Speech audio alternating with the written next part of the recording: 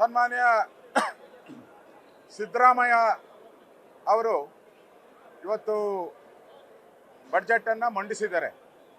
ಇಡೀ ಕರ್ನಾಟಕದ ಜನ ನಾವೆಲ್ಲರೂ ಕೂಡ ಒಬ್ಬ ಮುಖ್ಯಮಂತ್ರಿಯಾಗಿ ಒಂದು ಘನತೆವೆತ್ತಂತ ಬಡ್ಜೆಟನ್ನು ಮಂಡನೆ ಮಾಡ್ತಾರೆ. ಇದರಲ್ಲಿ ಯಾವುದೇ ರೀತಿಯಾದ ರಾಜಕೀಯ ಸೋಂಕಿರಲ್ಲ. ಜನರ ದೃಷ್ಟಿಯನ್ನು ಇಟ್ಕೊಂಡು, ಜನರ ಅಭಿವೃದ್ಧಿ ದೃಷ್ಟಿ ಇಟ್ಕೊಂಡು ಬಡ್ಜೆಟನ್ನು ಮಂಡನೆ ಮಾಡ್ತಾರೆ ಅಂತ ನಾವು ತಿಳ್ಕೊಂಡಿದ್ರಿ.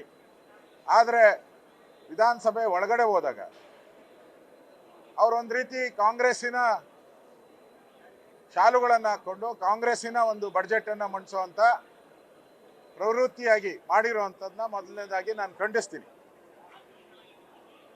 ಪದೇ ಪದೇ ಅವರು ಕೇಂದ್ರ ಸರ್ಕಾರ ನಮಗೆ ಅನುದಾನ ಕೊಟ್ಟಿಲ್ಲ, GDPಯಲ್ಲಿ ನಮಗೆ ಮೋಸ ಆಗಿದೆ, 15ನೇ ಹಣಕಾಸು ಆಯೋಗದಲ್ಲಿ ನಮಗೆ ಅನ್ಯಾಯ ಆಗಿದೆ, ಈ ಥರ ಪದೇ ಪದೇ ಕೇಂದ್ರ ಸರ್ಕಾರವನ್ನು ತೆಗಳುವಂಥದ್ದು, ಕೇಂದ್ರ ಸರ್ಕಾರದ ಮೇಲೆ ಗೂಬೆ ಕೂರಿಸುವಂಥ ಪ್ರಯತ್ನವನ್ನು ಪದೇ ಪದೇ ಮಾಡಿದ್ರು. ಒಂದು ಸರಿ ಆಗಿದ್ರೆ ನಾವು ಕ್ಷಮಿಸಿ ಕೂತ್ಕೊತಾ ಇದ್ರಿ.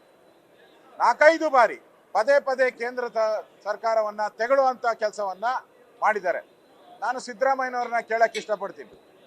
15ನೇ ಬಡ್ಜೆಟ್, 15ನೇ ಹಣಕಾಸು ಆಯೋಗ, ಆ ಸಂದರ್ಭದಲ್ಲಿ ಯಾರು ಮುಖ್ಯಮಂತ್ರಿ ಆಗಿದ್ರು? ನೀವೇ ಮುಖ್ಯಮಂತ್ರಿ ಆಗಿದ್ರಿ. ಆಯೋಗ ಕರ್ನಾಟಕಕ್ಕೆ ಭೇಟಿ ಮಾಡಿದಾಗ ನೀವೇ ಮೀಟಿಂಗಲ್ಲಿ ಹೋಗಿದ್ರಿ, ನೀವೇ ಒಪ್ಪಿಗೆ ಕೊಟ್ಟು ಬಂದಿದ್ದೀರಾ. ಒಪ್ಪಿಗೆ ಕೊಟ್ಟು ಬಂದು ಈಗ ಅನ್ಯಾಯ ಆಗಿದೆ ಅಂತ ಹೇಳಿದ್ರೆ ಅದ್ಯಾರು ಹೇಳ್ತಾರೆ? ಕುಣಿಲಾರ್ದವರು ನೆಲ ಡೊಂಕು ಅಂದಂಗೆ ಆಯ್ತು. ಕುಣಿಯಕ್ಕಾಗದೆ ನೆಲ ಡೊಂಕು. ಆಡಳಿತ ಮಾಡೋಕ್ಕಾಗಲಿಲ್ಲ ಅಂದರೆ ಸಿದ್ದರಾಮಯ್ಯನವರೇ ಅಧಿಕಾರ ಬಿಟ್ಟು ಕೆಳಗಿಳಿರಿ, ಕೂಸ್ತೀರ. ಇಡೀ ದೇಶಕ್ಕೆ ನೀವು ಒಬ್ಬರೇ ಹಣ ಟ್ಯಾಕ್ಸ್ ಕಟ್ದಂಗೆ ನೀವು. ಯಾಕೆ ಮಹಾರಾಷ್ಟ್ರ ಕಟ್ತಾ ಇಲ್ಲ, ಡೆಲ್ಲಿ ಕಟ್ತಾ ಇಲ್ವಾ, ಉತ್ತರ ಪ್ರದೇಶ ಕಟ್ತಾ ಇಲ್ಲ? ಎಲ್ಲ ರಾಜ್ಯಗಳು ಅವರ ಪಾಲನ್ನ ಕಟ್ಟೇ ಕಟ್ತಾರೆ. ಅದನ್ನು ಬಿಟ್ಟು ಕೇಂದ್ರ ಸರ್ಕಾರದ ಮೇಲೆ ಸವಾಲು ಹಾಕಿ, ಏನು ಕೇಂದ್ರ ಸರ್ಕಾರದ ಜೊತೆ ಎಲ್ಲ ರಾಜ್ಯಗಳು ಅನುದಾನಗಳನ್ನು ಹೇಗೆ ತರಬೇಕು ಅಂತ ಯೋಚನೆ ಮಾಡ್ತಾರೋ ಅದನ್ನು ಬಿಟ್ಟು ನೀವು ಇವತ್ತು ಕೇಂದ್ರವನ್ನು ತೆಗಳುವಂಥ ಕೆಲಸವನ್ನು ಮಾಡಿದ್ದೀರಾ. ಇದನ್ನು ಖಂಡಿಸಿ ನಾವು ಇವತ್ತು ವಾಕೌಟ್ ಮಾಡಿದ್ದೀರಿ, ಪ್ಲೇ ಕಾರ್ಡ್ಸನ್ನು ಹಿಡಿದಿದ್ದೀರಿ. ಇವತ್ತು ನಾವು ಪ್ಲೇ ಕಾರ್ಡ್ಸನ್ನು ವಿಧಾನಸಭೆ ಒಳಗಡೆ ಪ್ರದರ್ಶನ ಮಾಡಿದ್ರೂ ಕೂಡ ಹಿಂದೆ ಕಾಂಗ್ರೆಸ್ ಅವರು ಕಿವಿ ಮೇಲೆ ಹೂವು ಇಟ್ಕೊಂಬಂದಿದ್ರು. ನಾವು ಬಡ್ಜೆಟ್ ಮಂಡನೆ ಮಾಡುವಂಥ ಸಂದರ್ಭದಲ್ಲಿ ಬೊಮ್ಮಾಯಿಯವರು ಕಾಂಗ್ರೆಸ್ ಅವರೆಲ್ಲ ಕಿವಿ ಮೇಲೆ ಹೂವು ಇಟ್ಕೊಂಬಂದಿದ್ರು.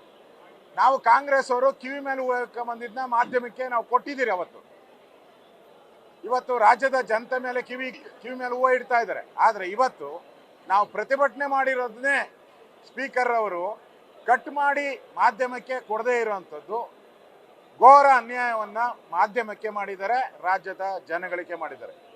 ಪ್ರತಿಭಟನೆ ಮಾಡೋದು ವಿರೋಧ ಪಕ್ಷದ ಹಕ್ಕು. ಜನ ನಮ್ಮನ್ನು ವಿರೋಧ ಪಕ್ಷ ಕೂತರಿಸಿರೋದು ಪ್ರತಿಭಟನೆ ಮಾಡೋಕ್ಕೆ, ಹೋರಾಟ ಮಾಡೋಕ್ಕೆ, ಸರ್ಕಾರ ತಪ್ಪನ್ನು ಹೇಳುವಂಥದ್ದಕ್ಕೆ ಜನ ನಮ್ಮನ್ನು ಕೂತಿಸಿರೋದು. ಆದರೆ ಇವತ್ತು ಸ್ಪೀಕರ್ ಅವರು ಈ ಒಂದು ಕೆಟ್ಟ ಪರಂಪರೆಯನ್ನು ಹಾಕಿರುವಂಥದ್ದು ಒಳ್ಳೆಯದಲ್ಲ. ಇದು ಇವತ್ತೇನು ಬಡ್ಜೆಟ್ ಮಂಡನೆ ಮಾಡಿದ್ದಾರೆ ಅದು ಕರ್ನಾಟಕದ ರೆವಿನ್ಯೂ ಸುಮಾರು 14,000 ಕೋಟಿ ಕಡಿಮೆ ಆಗಿದೆ ರೆವಿನ್ಯೂ. ಅದೇ ರೀತಿ ಕೇಂದ್ರದ್ದು 3,000 ಕೋಟಿ ಇನ್ಕ್ರೀಸ್ ಆಗಿದೆ. ಇವತ್ತು ಸಿದ್ದರಾಮಯ್ಯನವ್ರಿಗೆ ಒಂದು ಸ್ಪೆಷಲ್ ಅವಾರ್ಡನ್ನು ಕೊಡಬೇಕು, ನೊಬೆಲ್ ಪ್ರಶಸ್ತಿ. ಯಾಕೆಂದರೆ ಕರ್ನಾಟಕದ ಲೋನನ್ನು, ಕರ್ನಾಟಕದ ಸಾಲವನ್ನು ಜನಗಳ ತಲೆ ಮೇಲೆ ಪ್ರತಿ 7 ಕೋಟಿ ಕರ್ನಾಟಕದ ಕನ್ನಡಿಗರ ತಲೆ ಮೇಲೆ ಇವತ್ತು ಟ್ಯಾಕ್ಸ್ ಹಾಕಿರೋದು ಒಂದು ಕಡೆ, ಲೋನು ಸಾಲದ ಹೊರೆ ಇವತ್ತು 1 ಲಕ್ಷಕ್ಕೆ ದಾಟಿಸ್ಬಿಟ್ಟಿದ್ದಾರೆ. 1 ಲಕ್ಷದ ಮೇಲೆ 1,05,000 ಏನೋ ದಾಟಿಸಿದ್ದಾರೆ ಕೋಟಿ. 1 ಲಕ್ಷ ಕೋಟಿಗೂ ಹೆಚ್ಚು ಸಾಲದ ಕೂಪಕ್ಕೆ ಸಿದ್ದರಾಮಯ್ಯನವರು ನಮ್ಮನ್ನು ನೂಕಿದರೆ.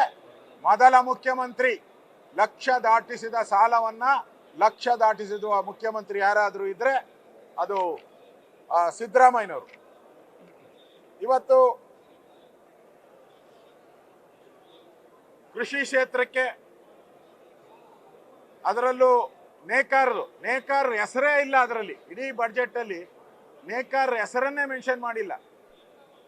ಬಟ್ಟೆ ಕೊಡುವಂಥ ಒಬ್ಬ ಕಾರ್ಮಿಕ, ಅವ್ರ ಹೆಸರೇ ಇಲ್ಲ. ಅದೇ ರೀತಿ ಕೃಷಿ ಕ್ಷೇತ್ರಕ್ಕೆ ಅನ್ಯಾಯ ಮಾಡಿದ್ದಾರೆ. ಬೆಂಗಳೂರಿಗಂತೂ 0 ಸುರಂಗ ಮಾರ್ಗ ಹೇಳಿದ್ದಾರೆ. 40% ಲೂಟಿ ಹೊಡೆದಿದ್ದನ್ನ ಇಡಕ್ಕೆ ಸುರಂಗ ಮಾರ್ಗ ಮಾಡ್ತಾ ಇದ್ದಾರೆ ಇವರು. ಕಾಂಗ್ರೆಸ್ ಅವರು ಈ 40% ಕೆಂಪಣ್ಣ ಹೇಳಿದಾರಲ್ಲ, ಲೂಟಿ ಹೊಡಿತಾ ಇದ್ದಾರೆ ಅಂತ. ಆ ಲೂಟಿ ಹೊಡೆದ ಹಣವನ್ನ ಇಡಕ್ಕೆ ಸುರಂಗ ಮಾರ್ಗ ಮಾಡಿದ್ದಾರೆ. ಆ ಸುರಂಗ ಮಾರ್ಗ ಮಾಡಕ್ಕೆ DPRಗೆ ಹಣ ಇಟ್ಟಿಲ್ಲ, ಪ್ರಾಜೆಕ್ಟ್ಗೆ ಹಣ ಇಟ್ಟಿಲ್ಲ. ಕಳೆದ ಬಾರಿ ಯಡಿಯೂರಪ್ಪನವರು ಇದ್ದಾಗ ಸುಮಾರು 20,000ಕ್ಕೂ ಹೆಚ್ಚು ಕೋಟಿ ಹಣವನ್ನ ಕೊಟ್ಟಿದ್ದಾರೆ ಯಡಿಯೂರಪ್ಪನವರು ಮುಖ್ಯಮಂತ್ರಿ ಆಗಿದ್ದಾಗ. ಬೊಮ್ಮಾಯಿಯವರು ಕಳೆದ ಬಾರಿ ಬೆಂಗಳೂರಿಗೆ 8,000 ಕೋಟಿ ಕೊಟ್ಟಿದ್ದಾರೆ. ಇವರು ಏನೂ ಇಲ್ಲ. 110 ಹಳ್ಳಿಗೆ 200 ಕೋಟಿ ಬಿಟ್ಟರೆ ಇನ್ನು ಉಳಿದಿರೋಂಥ 800 ಕೋಟಿ ನಮ್ಮ ಬಡ್ಜೆಟ್. ಅದು ನಮ್ಮ ಬಡ್ಜೆಟಲ್ಲಿ 800 ಕೋಟಿಯನ್ನು ತೋರಿಸಿ ಮತ್ತೆ ಇದನ್ನು 800 ಕೋಟಿಯನ್ನು ಈ ಬಡ್ಜೆಟಲ್ಲಿ ತೋರಿಸಿದ್ದಾರೆ. ಒಟ್ಟಾರೆ ಈ ಬಡ್ಜೆಟ್ ಉಪ್ಪು ಹುಳಿ ಏನೂ ಇಲ್ಲ, ನಿರಸನ ಬಡ್ಜೆಟ್ಟು. ಚುನಾವಣೆಗೆ ಸ್ಟಂಟ್ ಮಾಡಿ ಬೋಗಸ್ ಮಾಡೋವಂಥ ಬೋಗಸ್ ಬಡ್ಜೆಟ್ಟು. ಇದನ್ನು ನಾವು ಧಿಕ್ಕರಿಸಿದಿರಿ. ವಿಧಾನಸಭೆ ಒಳಗಡೆನೂ ಪ್ರತಿಭಟನೆ ಮಾಡಿದಿರಿ. ಇದು ಕೇಂದ್ರವನ್ನು ಬೈಯುವಂಥದ್ದು. ನರೇಂದ್ರ ಮೋದಿಯವರನ್ನ ಬೈಯೋದಕ್ಕೆ ಸೀಮಿತವಾಗಿ ಸಿದ್ದರಾಮಯ್ಯನವರು ಅವರ ಹೆಗಲನ್ನು ತಟ್ಕೊಂಡಿದ್ದಾರೆ. ಇದು ರಾಜ್ಯದ ಜನತೆಗೆ ಒಳಿತಲ್ಲ. ಇದು ಸಿದ್ದರಾಮಯ್ಯನವರಿಗೆ ಒಳಿತಾಗ್ಬೋದು, 40% ಕಮಿಷನ್ಗೆ ಒಳಿತಾಗ್ಬೋದು, ಆದರೆ ರಾಜ್ಯದ ಜನತೆಗೆ ಕೇಡನ್ನು ಮಾಡಿದ್ದಾರೆ. ಬಡವರಿಗೆ ದ್ರೋಹವನ್ನು ಮಾಡಿದ್ದಾರೆ, ರೈತರಿಗೆ ದ್ರೋಹವನ್ನು ಮಾಡಿದ್ದಾರೆ. ಇದು ದ್ರೋಹ ಮಾಡಿರುವಂಥ ಬಡ್ಜೆಟ್ ಇದು. ನ್ಯೂಸ್ ಫಸ್ಟ್ ನಿರ್ಭೀತಿಯಿಂದ ನಿಮ್ಮ ಪರವಾಗಿ.